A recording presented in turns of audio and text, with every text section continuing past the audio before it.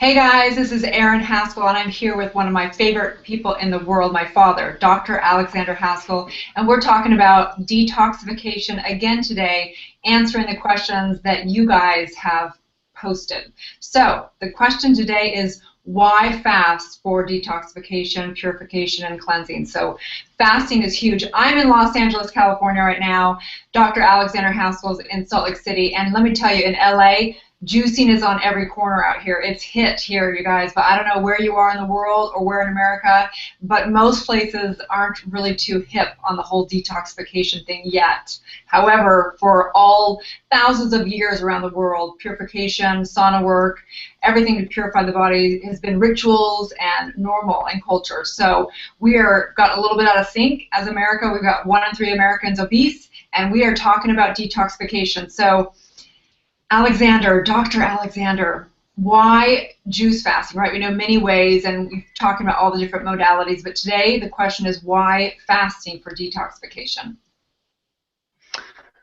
Yeah, I think in other videos we've explained a few things which I'll just summarize for a moment, and that is that when we're exposed to toxins through the skin, through our lungs, and through our food, these toxins are primarily concentrated or compartmentalized in fat cells. So why would juice fasting be something to engage in to help these toxins come out of the cells and help the body to feel more vibrant?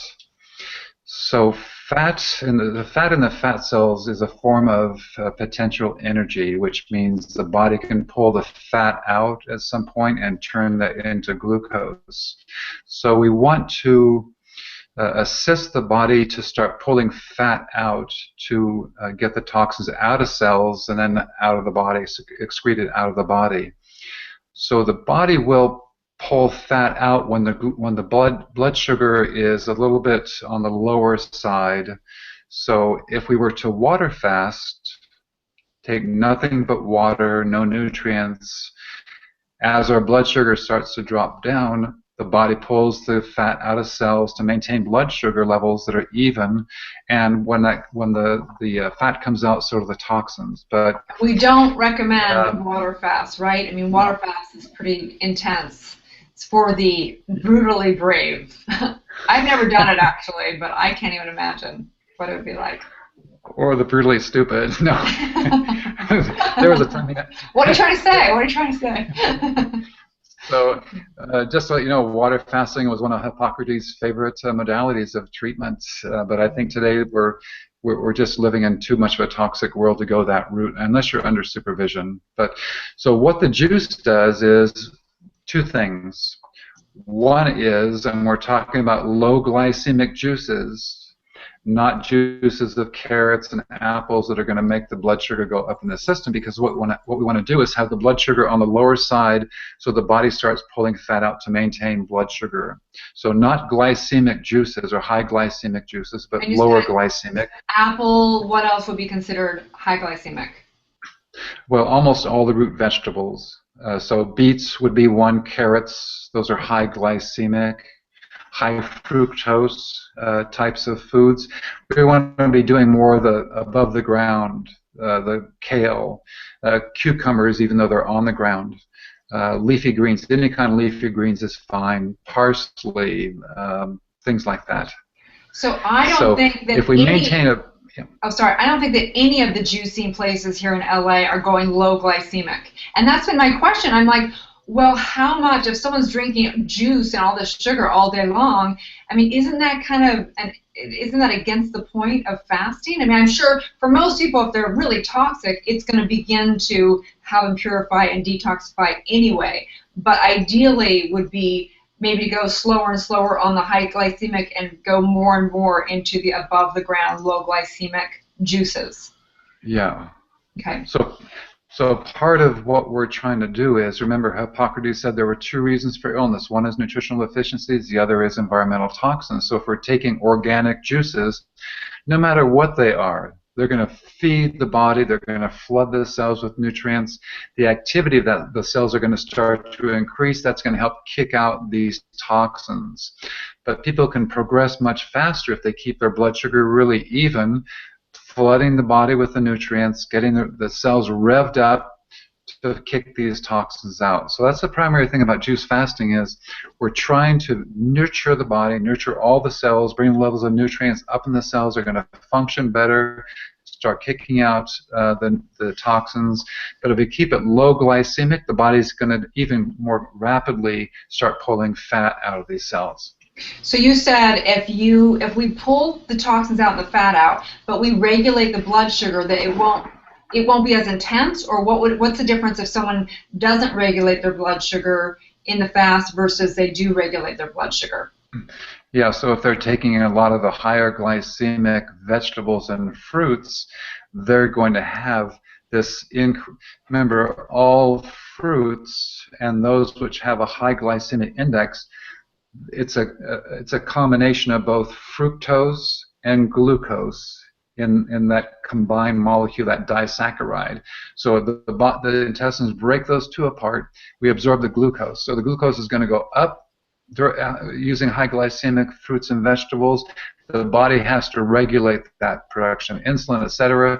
They're going to come down into hypoglycemia and have these roller coastering of issues during the juice fast. We want to keep things really stable, not putting stress on the body to have to regulate blood sugar.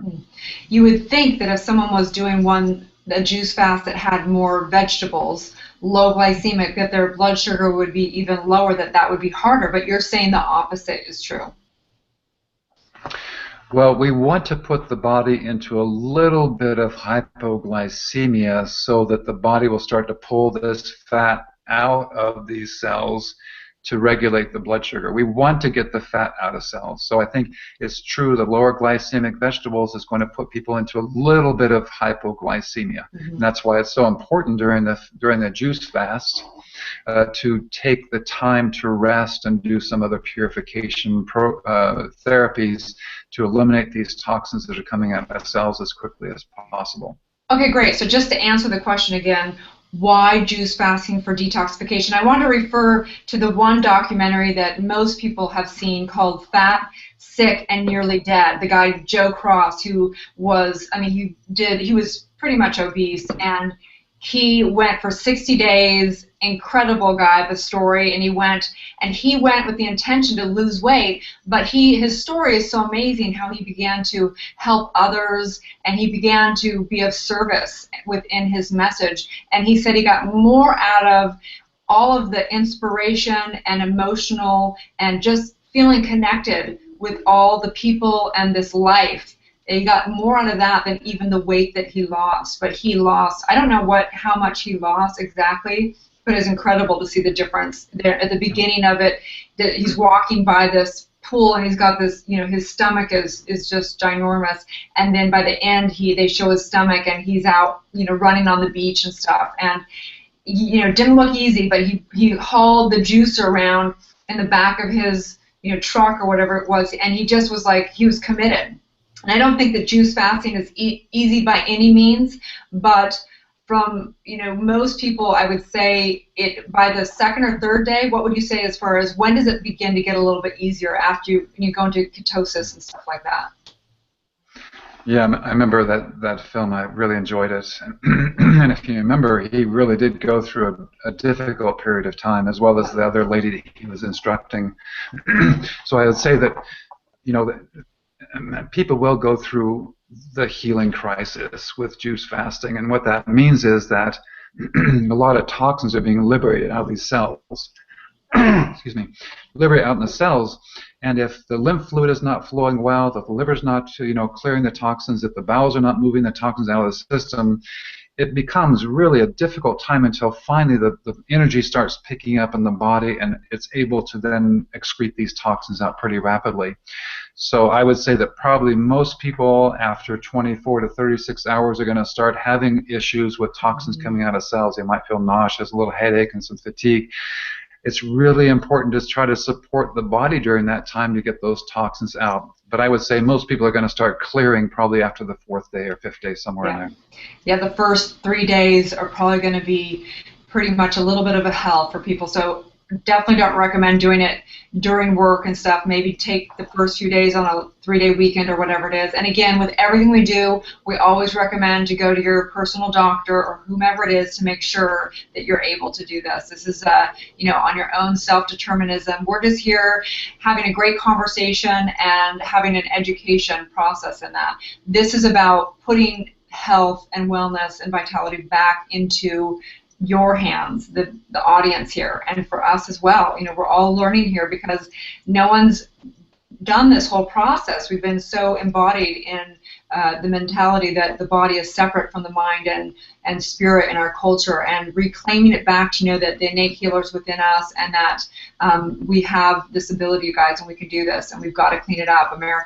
We've just got major health issues. So I hope we answered the question today. Anything else you'd like to say before we sign off? No, I think we should plan on another hangout where we talk about the bowl, and the bowl is like the body and the mind. And if we fill it with toxins, eventually the bowl becomes full and spills over. Those are our symptoms. The idea here is to empty the bowl, but of course adding rich, organic, fresh juices is part of the healing process as well. But thanks for the conversation, honey. Yeah, we'll talk to you guys soon. Have a beautiful day. And bye, Doc. Bye-bye. Bye, honey.